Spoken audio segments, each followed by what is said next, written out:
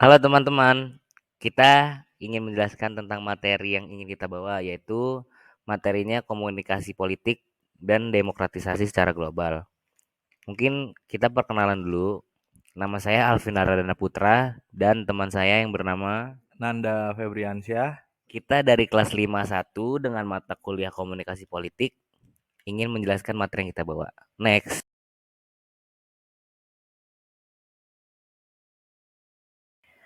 Oke, saya akan menjelaskan komunikasi politik. Mungkin teman-teman masih bingung komunikasi politik itu apa sih?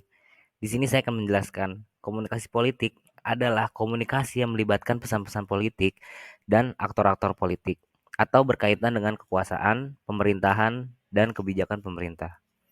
Dengan pengertian ini, sebagai sebuah ilmu terapan, komunikasi politik bukanlah hal yang baru.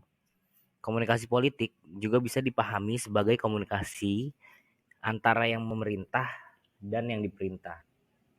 Dan komunikasi politik itu yang mempelajari mata rantai antara komunikasi dan politik atau jembatan metodologis antara disiplin komunikasi dan politik.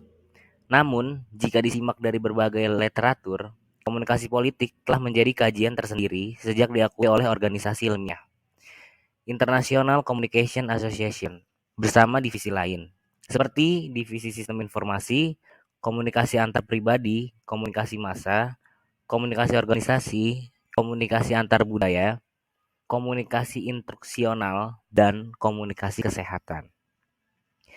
Komunikasi politik merupakan komunikasi yang diarahkan kepada pencapaian suatu pengaruh, sehingga masalah yang dibahas oleh kegiatan komunikasi ini dapat meningkatkan semua warganya dengan sanksi yang ditentukan bersama melalui lembaga politik. Komunikasi politik sebagai proses ketika informasi politik yang relevan ditentukan dari sesuatu bagian sistem politik ke bagian lainnya, dan di antara sistem sosial dengan sistem politik. Komunikasi politik tersebut memperlihatkan hal-hal sebagai berikut. Pertama, dalam setiap proses politik, menyampaikan informasi yang bersifat moral ataupun material, karena aktor politik menjadi lapangan kajian komunikasi politik.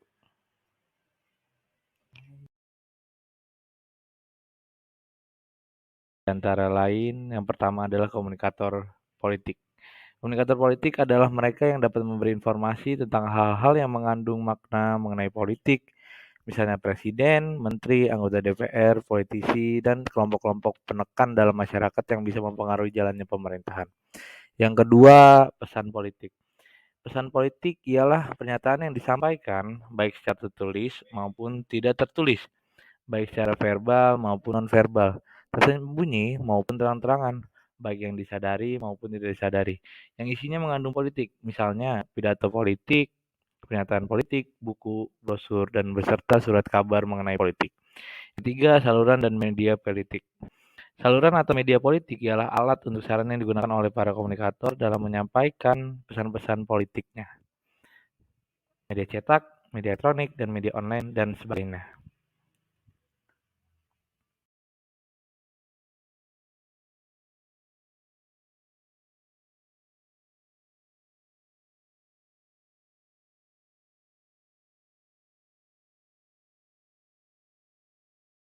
Tentang globalisasi demokrasi.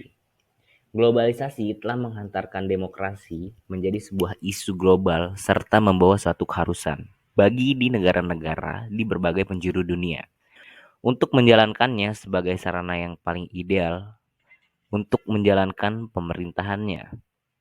Oleh karena itu, tulisan ini dimaksudkan untuk membahas fenomena globalisasi serta kaitannya dengan perkembangan proses demokratisasi khususnya di kawasan-kawasan negara berkembang.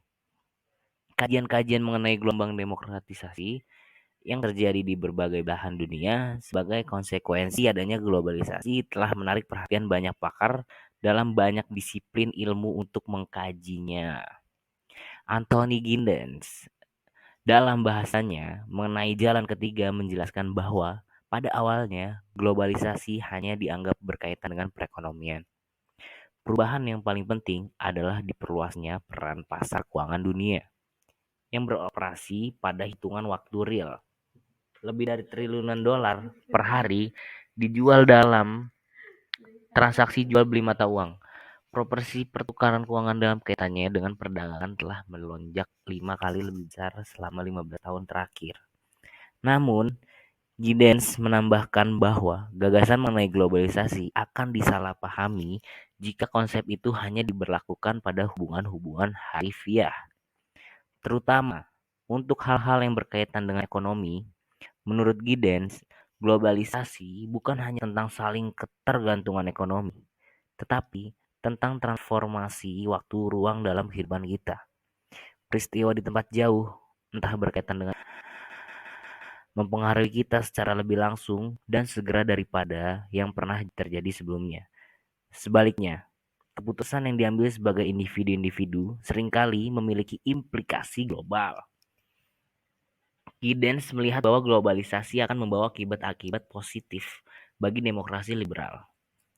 Giddens menolak pandangan bahwa regulasi, ketetapan normatif, dan kekuasaan negara dicabut sedemikian rupa, melainkan tetap dipertahankan untuk menjaga pasar sosial dari pasar bebas.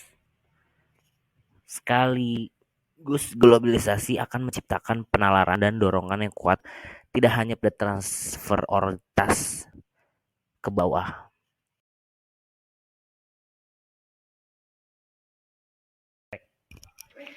Di sini saya akan menjelaskan demokrasi yang ada di dunia. Ada 4 jenis demokrasi. Yang pertama, demokrasi langsung. Yang kedua, demokrasi tak langsung. Dan yang ketiga, demokrasi presidensial. Dan yang keempat, demokrasi parlementer. Di sini ada pengertian dari 4 jenis demokrasi. Di sini saya akan menjelaskan yang pertama itu demokrasi langsung. Demokrasi langsung adalah ketika warga negara dapat memilih kebijakan secara langsung tanpa perantara atau majelis parlemen. Jika pemerintah harus mengesahkan undang-undang atau kebijakan tertentu, diserahkan pada rakyat.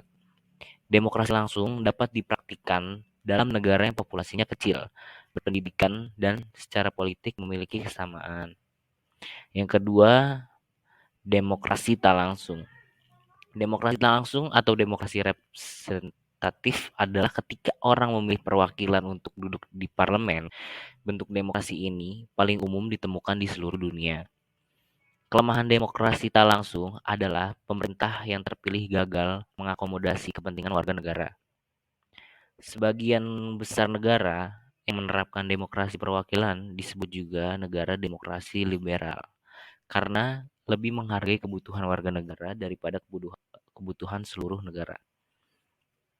Selanjutnya ada demokrasi presidensial. Melalui demokrasi presidensial, presiden suatu negara memiliki sejumlah besar kekuasaan atas pemerintah. Presiden dipilih secara langsung atau tidak langsung oleh warga negara. Presiden dan lembaga eksekutif pemerintah tidak bertanggung jawab kepada legislatif, tetapi tidak dapat memberhentikan lembaga legislatif sepenuhnya. Sebaliknya, lembaga legislatif tidak dapat mengeluarkan presiden dari jabatannya kecuali jika ada kasus ekstrim. Dan yang terakhir ada demokrasi parlementer. Dalam demokrasi parlementer, kedudukan lembaga legislatif lebih kuat. Lembaga eksekutif memperoleh legitimasi demokrasi hanya legislatif, yaitu parlemen. Legislatif terpilih atau parlemen memilih kepala pemerintah atau perdana menteri dan mencopot perdana menteri dengan memberikan mosi tidak percaya. Kepala negara atau presiden berbeda dari kepala pemerintah. Atau sebagai penutup, komunikasi politik itu sangat penting dan menentukan dalam demokratisasi. Dengan adanya persaingan kepentingan komunikator politik untuk mempengaruhi atau memperoleh, mempertahankan, dan memperluas kekuasaan. Kajian fenomena komunikasi politik yang menarik untuk dibahas yaitu fenomena komunikasi politik dalam sistem politik demokratis dengan adanya hubungan, kontrol, dan keseimbangan kekuasaan antar elit politik dengan rakyat. Fenomena komunikasi politik dalam strategi kampanye dengan memberikan visi misi dan program kampanye yang sesuai dengan aspirasi, identifikasi masalah serta variasi rakyat sendiri berdasarkan hasil riset. Kampanye. Oke.